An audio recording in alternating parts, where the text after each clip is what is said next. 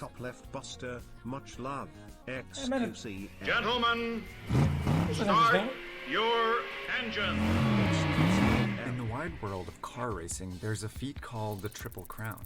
It's when a driver wins the sport's 3 most prestigious races, Love the stream, and only one has ever xQcl. done it, a British driver named Graham Hill. In 1972, he won the 24 Hours of Le Mans race in France, the country that invented the first self-propelled vehicle. In 1966, Hill won the Indianapolis 500 in the American Midwest, home to the world's biggest car companies. But the third leg of the Triple Crown isn't in a place known for making cars. In fact, it's a country that's impossible to see on this map. It spans only 499 acres, and only 39,000 people live there. Yet it's home to the most important of the Triple Crown races, the most picturesque road race, the most glamorous, most demanding circuit, perhaps the most difficult, the Monaco, the Monaco Grand Prix. That's what I was asking about earlier, dude.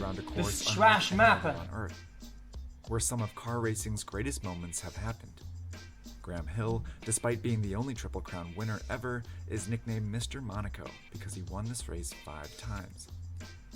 So how did tiny Monaco create the world's most prestigious car race? Yeah, how, man? Monaco is the world's 2nd smallest country, spanning just 2.2 square kilometers. In 1297, the Grimaldis, a prominent Italian family, seized this area, called the Rock of Monaco, from a rival family. Wait, But square over the kilometers? centuries, it was controlled by the Spanish, the Sardinians, and the French. In 1861, the French finally recognized its sovereignty with a treaty, keeping the Grimaldis in power as monarchs. Around the same time, the gas-powered automobile was invented, and in a few decades, Europeans were obsessed with racing them. Car I'm confused. Is it a manufacturers city like or a Mercedes, country? Bugatti, and Peugeot would pitch their fastest models against each other. And countries began hosting national races called the Grand Prix. In the 1920s, the Automobile Club de Monaco set out to create country their 2 own kilometers Grand Prix. wide. They already hosted the Monte Carlo Rally, where drivers would begin all over Europe and finish in the heart of Monaco, called Monte Carlo. But when the club tried to make that race the Monaco Grand Prix, they were denied. International rules held that the country's Grand Prix course had to exist entirely inside its borders. Easy for most, but a serious challenge for tiny Monaco. So they used all the space they had, thereby creating one of the world's most unusual courses. That's kind of cool. Gotta respect it. Most Grand Prix courses were set in the countryside on roads built just for racing. But Monaco's course ran right through downtown Monte Carlo, on regular streets, up a cliff, under a tunnel, and just feet from the harbor. Most Grand Prix courses included long straightaways, where drivers could use speed to overtake each other, and wide corners with runoff space where they could pass each other. But the Monaco course had very short straightaways, and the corners were perilously That was narrow, so cool, man. meaning attempting a pass here meant risking a crash. Little buggy. This generated a new style of racing, where having the fastest car That wasn't looks as so important as dangerous. having the most skilled and daring driver. Well, this looks like The first dying, man. race in 1929 was a success, and in the following decades, the Monaco Grand Prix became part of the prominent Formula One league and known for generating some of the sport's most dramatic moments.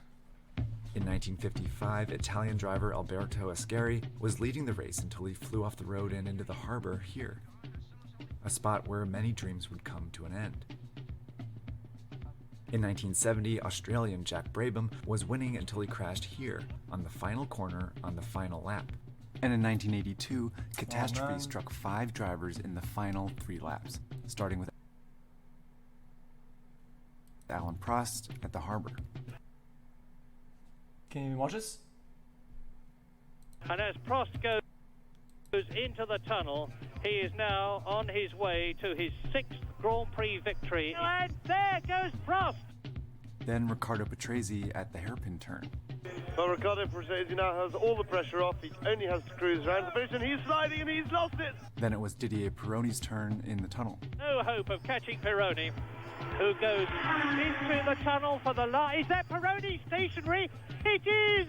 My goodness! Man. He must have run out of petrol. And Andrea de Cesaris's at the casino. And that is De Cesaris's car.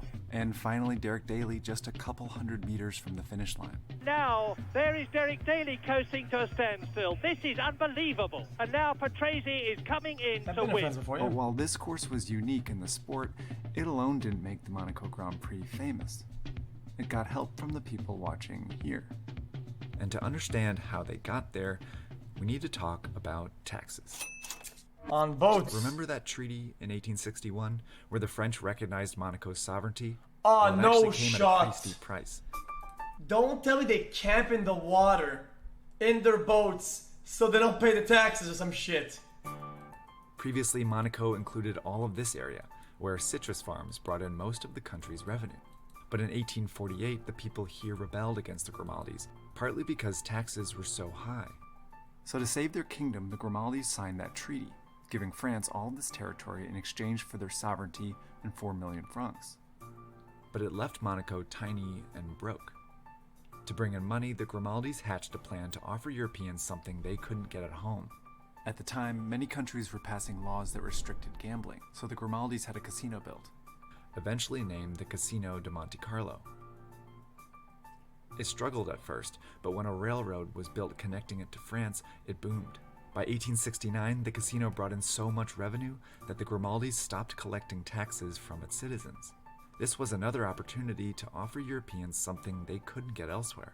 Tax rates were rising in most European countries, especially on the rich. That's pretty Monaco cool. offered them a place to stash their fortunes. It made itself a tax haven. Europe's wealthiest people flocked to Monaco. They built luxury hotels, theaters, and mansions, and brought their yachts, and of course, their fancy cars. Before long, celebrities This is like joined a their fancy parties. Vegas for rich people, The tiny man. country entered the world spotlight when famous actress Grace Kelly married Prince Rainier Grimaldi III in 1956. Today, out of a population of 39,000 people, a third are millionaires. But only about 9,000 are native Monegasques, meaning the rest are foreigners, here to enjoy the low taxes and the parties. The biggest of the year is the Grand Prix. In the sparkling waters of Monte Carlo, the wealthy unemployed relax in those rich, peaceful surroundings. But for one day in the year, that gilt-edged peace is threatened. Throughout the weekend, lavish parties attract the rich and famous, who attract the press and therefore the spotlight to Monaco. And they watch the race from the best seats, here on the yachts, just a few feet from the course. They turn the Monaco Grand Prix into a worldwide spectacle and car racing's most prestigious event. With its hazardous twisting course, the Monaco Grand Prix is known as the race of 1,000 corners. Brazilian driver Nelson Piquet used to say that the Monaco Grand Prix was like cycling around your living room, meaning it's too tight. In the last 90 years, the course has only changed in minor ways. In fact, if it was designed today, it wouldn't pass Formula One safety standards, because the cars have completely transformed. When William Grover Williams won the first Monaco Grand Prix, his French Bugatti averaged 84 kilometers an hour to set a lap record. In 2018, Red Bull Racing's Max Verstappen set a new record averaging 150 kilometers an hour, and he drove a car more than twice the size. Overtaking on Monaco's narrow streets was difficult in the early 20th century, but it's nearly impossible now. In the past 16 races, the car that started at the front of the race has gone on to win 12 times. It's why some consider the Monaco Grand Prix boring to watch, even occasionally the drivers. Yet after almost 100 years of racing drama, in front of the world's most famous audience, the Monaco Grand Prix remains the world's most renowned car race. As Piquet would continue to say, but winning here is worth winning twice anywhere else. That's Tax Andy.